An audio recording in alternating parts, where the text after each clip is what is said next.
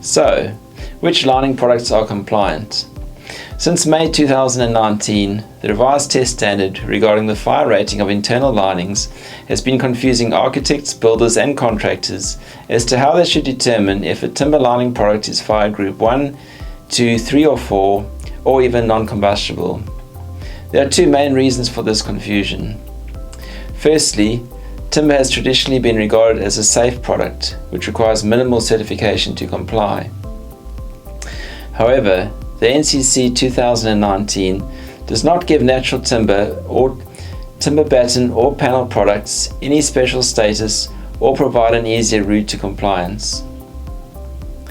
Secondly, NCC 2019 refers to AS 5637.1, which is a new standard to the timber industry, and is this new standard which now legislates for a full room burn test for any timber product with joints or openings.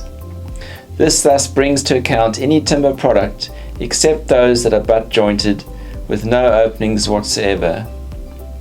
Any timber product with gaps between slats or beams, or holes, perforations and other openings in a flat timber finish panel requires a full room burn test ISO 9705, and the traditional small scale cone test AS 3837 is no longer acceptable. You see, joints and openings reduce the time it takes for the fire to reach flashover for these three reasons. Firstly, joints and openings in timber products allow extra heat to penetrate more rapidly into the substrates. Secondly, openings, holes and slots allow for greater airflow through the material, and this increased oxygen increases combustion. Thirdly, timber products char off relatively quickly after initial combustion, but this charring off effect creates more heat, which accelerates the overall combustion process due to the additional surface area of the joints and openings. To make matters even more complicated, in some areas the only compliant product is neither fire group 1, 2, 3 or 4. Instead, yet another category of compliance must be attained, called non-combustibility. The full list of deemed non-combustible materials given by the BCA in Part C 1.9 includes, among others, plasterboard, fibrous plaster sheet, fibre reinforced cement sheeting, pre-finished metal sheeting having a combustible surface finish not exceeding 1 mm thickness and where the spread of flame index of the product is not greater than 0, bonded laminated materials, and so on and so on. Aluminium is the most versatile material for creating non-combustible products, and therefore Superwood also offer all its products in a wood grain or solid color powder coat version on aluminium. But there's more complications.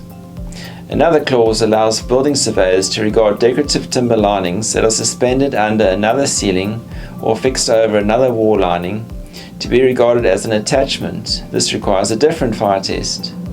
Yet another clause lists items that are exempt from the requirements of fire group testing, including solid timber handrails or skirtings, timber face doors, paints, varnishes and lacquers, a joinery unit, cupboard, shelving or the like, and, wait for it, any other material that does not significantly increase the hazards of fire. All this is not just confusing and ambiguous for designers and construction personnel, but building surveyors or certifiers have a very similar problem and may well even contradict each other. Taking this all into account, an architect, builder or installer thus has two choices. Either 1. They collaborate with knowledgeable suppliers like Superwood to advise you on the fire compliance for your project, ensuring that you only specify correctly fire rated or certified products, or 2. Take the risk of specifying a non-compliant product, which could end up coming back at you in a court case up to 6, 7 or even 10 years later. Superwood looks forward to helping make sure your next project is compliant so that you can go home and rest easy.